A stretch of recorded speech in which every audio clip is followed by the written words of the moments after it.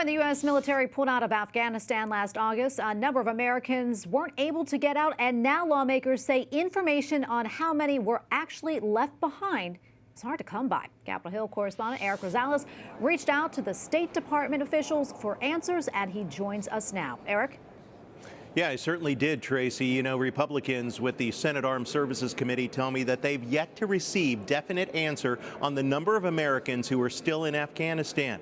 They say State Department officials are only telling them that they're working on the situation.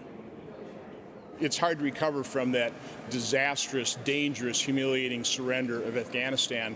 They weren't honest with us back then in terms of how many Americans were there trying to get out. I don't expect that they're going to be honest with us now. Unfortunately, one of the prime examples is the people that the Americans and the friends that this administration left behind in Afghanistan.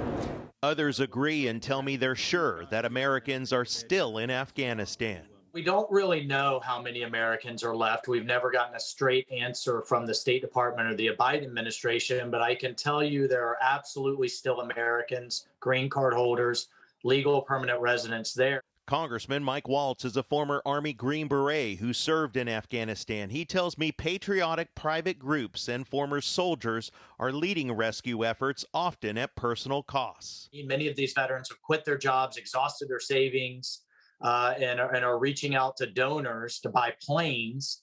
That's something the government should be doing. The State Department cannot tell EWTN News Nightly the exact number of Americans still in Afghanistan. Officials did say they are, quote, working with a few dozen U.S. citizens and their families who want to leave the country. The spokesperson tells me the State Department is also, quote, in touch with approximately 150 U.S. citizens who do not want to leave at this time or are not currently ready to depart.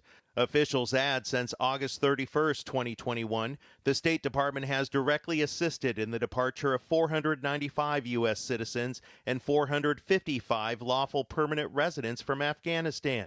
And there is no deadline on this effort. Congressman Waltz tells me that he doesn't see this as a big priority for the Democratic Party. He says if Republicans do win the House and the Senate come later on this year, that they will make it a priority and make sure that Americans come home. At the Capitol, Erik Rosales, EWTN News Nightly.